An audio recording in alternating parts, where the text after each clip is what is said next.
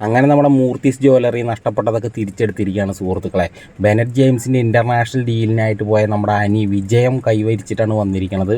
അപ്പോൾ എല്ലാ കൂട്ടുകാർക്കും പത്രമാറ്റ് സീരിയലിൻ്റെ നാളത്തെ ഒരു അടിപൊളി പ്രൊമോ റിവ്യൂലോട്ട് സ്വാഗതം. ഈ സീരിയലിന് ഇഷ്ടപ്പെടുന്ന കൂട്ടുകാർ പ്രൊമോ റിവ്യൂ ഒന്ന് ലൈക്ക് അടിച്ചും ഹൈപ്പ് ചെയ്തും സബ്സ്ക്രൈബും ചെയ്ത് സപ്പോർട്ട് ചെയ്തിട്ട് കാണുന്ന കൂട്ടുകാരെ.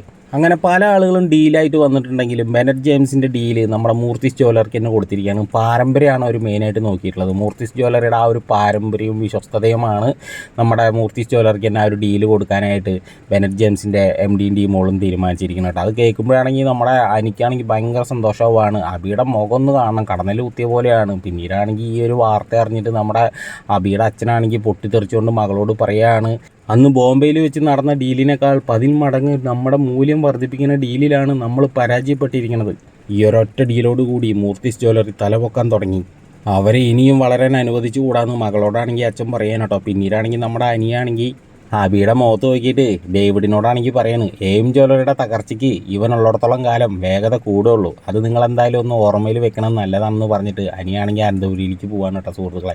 ഈ സമയം നമ്മുടെ ദേവേനിയൊക്കെ ഈ സംഭവം അറിഞ്ഞതിന് ശേഷം ഭയങ്കര സന്തോഷത്തിലാണ്. ദേവേനിയാണെങ്കിൽ നമ്മുടെ ജലജയോട് പറയാണ്, അനി പോയ കാര്യം വിജയിച്ചു, ആ ഡീല് നമ്മൾ സ്വന്തമാക്കുകയും ചെയ്തു എന്ന് പറയണം. അത് കേട്ടതോടുകൂടി ജലജയ്ക്ക് ഭയങ്കര ദേഷ്യം വരികയാണ് കേട്ടോ സുഹൃത്തുക്കളെ. അപ്പോൾ എല്ലാവർക്കും ഈ ഒരു പ്രൊമോ റിവ്യൂ ഇഷ്ടമായിട്ടുണ്ടെങ്കിൽ ഒന്ന് ലൈക്ക് അടിച്ചും സബ്സ്ക്രൈബും ചെയ്തിട്ട് പോണേ.